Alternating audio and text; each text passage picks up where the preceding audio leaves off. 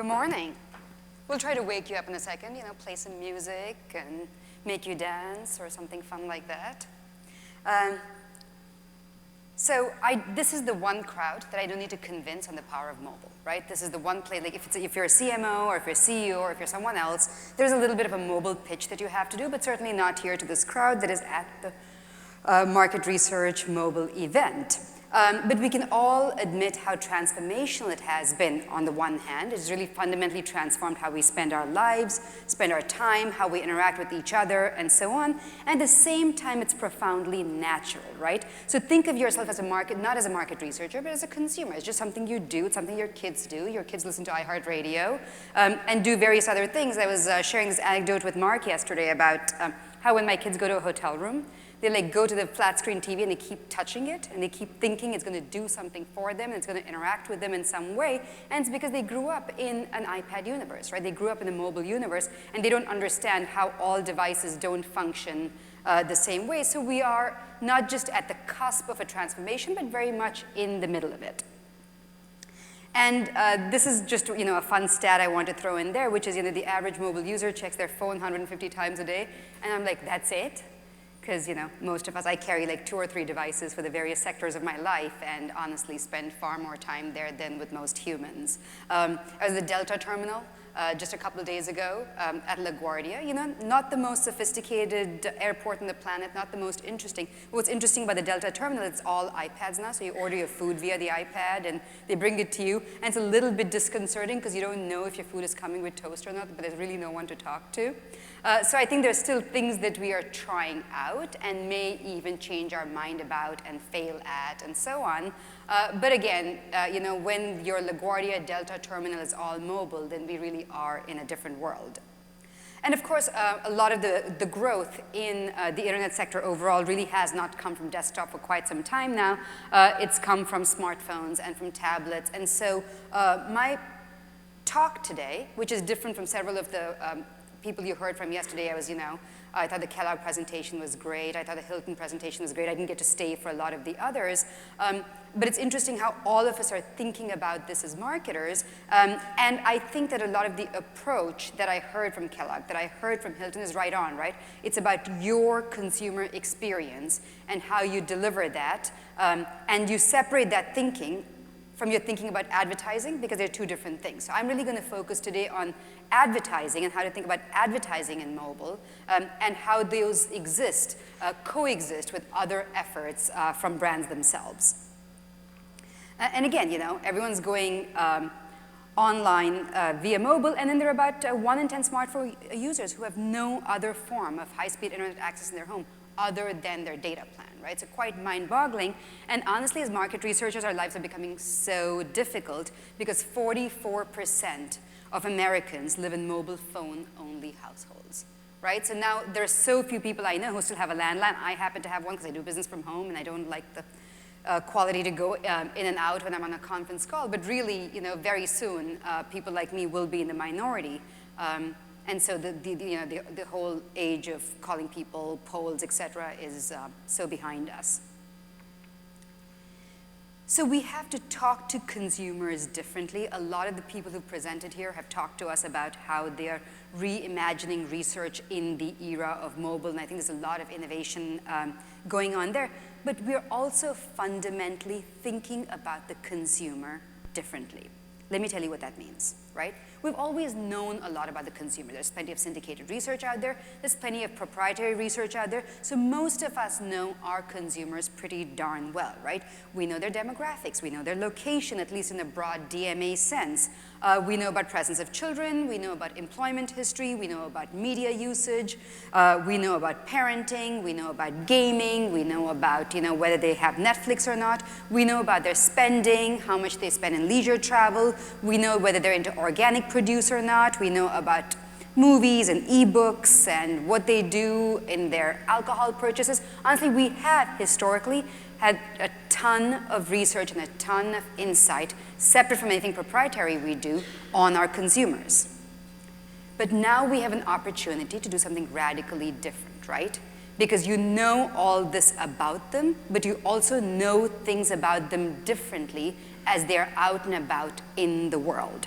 So you know that the same person is doing different things at different times. You know that she, the 29-year-old woman from Houston, Texas, whom I talked about a minute ago, was doing weekend meal planning in the morning, was creating her grocery list. She was one of the minority of people who actually had a grocery list. So in her shopper characteristic, right, in the morning she was a grocery shopper. But by about 11 o'clock, she was a travel shopper, right? She was doing something different, and she was visiting these travel sites, and she was looking at these airline rates and so on. And then she became a different kind of leisure shopper, making reservations in the evening. So we have all of this understanding that we've historically had, but then you bring in what we call the power of when. What are people doing differently at different times of the day? And how, from our point of view, how do you market to that? How do you media plan against that are the questions that we are tackling. So we know that advertisers are very, very interested in mobile. I mean, from a consumer perspective, mobile is completely natural. It's just part of what they do. Advertisers are very interested, but I think our understanding of what to do in advertising is still at a very, very early stage. And honestly, there's a lot of misinformation out there. I don't think we really have a good understanding, because I think that from a certain part of your company, the app strategy is exactly right on, right? But when you're buying media and you still care about scale, then just going pure play mobile may not be the right thing. You may have to think about your mobile marketing and advertising strategy along with other investments you have in other media. Because mobile, in a fundamental sense, is not what it looks like. So if I stopped now and took a poll in this room and I asked you what mobile meant, you would say, oh, smartphone, tablets, you know, some other fancy device that hasn't been invented yet, the watch, whatever. Those are the kinds of responses I get from all of you when I ask you, what is mobile? But I want to go back to the core meaning of what mobile is, right? Mobile is about people on the go and the ways we can talk to them and attract them and interact with them when they are truly mobile. Because this whole emphasis on device has made us lose sight of the core of what we are all trying to get to, which ultimately is not device or platform, but consumers and the insights about the consumers. So this is a stat I want to share that always makes people scratch their heads a little bit, right? So what am I trying to say here? What I'm trying to say here is 2/3 of radio usage, for example, is outside the home, and 1/3 is in the home. 2/3 of mobile app usage is in the home, and 1/3 is outside the home. The vast majority of data usage in mobile, I can't exactly source this because I got this from one of the top guys at one of the top providers, but you know, people do care about data. They don't want to use up their data. Even someone like me who, you know, I have a big data plan, right? But again, like towards the end of the month, it's like you've used 95% of your data, and you're like, wait, what am I doing? I could just do this, you know, travel research when I'm back at home and not using up my data plan, right? So a lot of the mobile usage really fundamentally happens in the home. Now it makes for a very rich experience. You can be doing something upstairs when someone else is doing something downstairs. You can be doing things with multiple screens at the same time. But again, a lot of it is happening at home, at work, and so on. So we just charted out people being out, people shopping in particular, that's the gray line over there, and then their different media usage, right? And what you find is, at least in our case, because we're very focused on radio and audio and all the different things people are listening to, that correlated almost perfectly with shopping, whereas mobile only partially did. The levels of outdoor mobile consumption were relatively low, and it wasn't as clear a curve as you found with some other media. And if you're thinking about advertising and you want to reach people right before that point of purchase, we found that 1 in 2 consumers were hearing radio right before they enter the store, because obviously, you know, most of America, unlike New York City, drives. But actual advertising exposure, you might have very high exposure to a billboard, for example, but actual exposure to mobile advertising is relatively low. And mobile is incredibly dispersed, right? When Apple launched the iPhone store not that long ago, there were 800 apps. Now there are 1.2 million apps, and probably more by the time we updated the slide. So mobile is fabulous, right?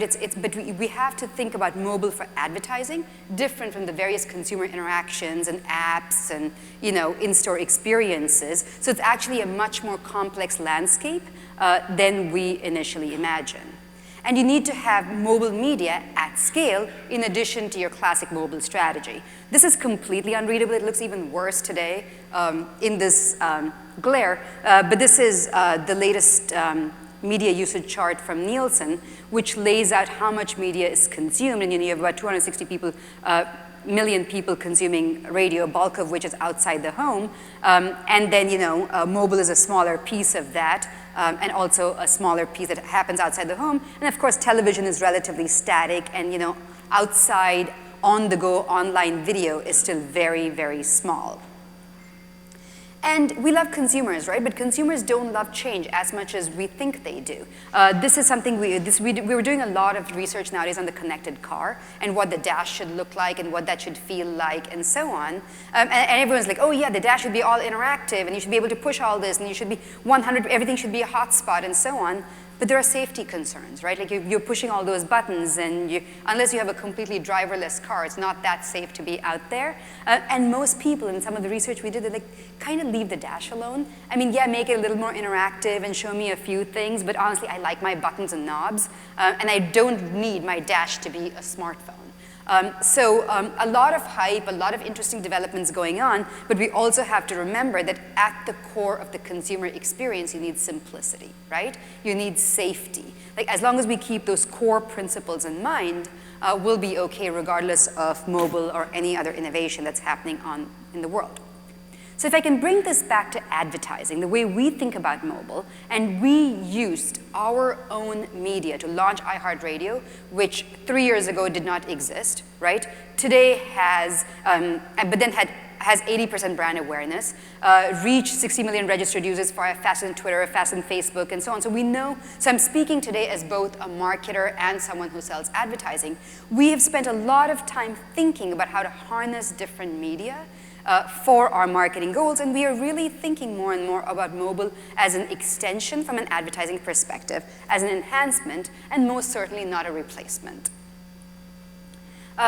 And when you think about advertising, right, you have to think about what experiences are really native in a mobile-first universe. So obviously, people are checking out weather and checking out maps and playing games on mobile, but the #1 growth we saw in mobile based on Comscore data was in listening, because people could listen everywhere. You can have your earphones, you can listen to radio, you were listening to the phone tap of Elvis Duran on Z100, and now you don't have to stop and go late to work. You can finish that via mobile. So both as a content producer and as an advertiser, we're thinking about the continuity of experiences across our various screens, and about the simultaneity of consumption, because we're finding that people are listening while they're playing, while they're doing, while they're interacting with social. So again, as media producers, we have to put all of this together.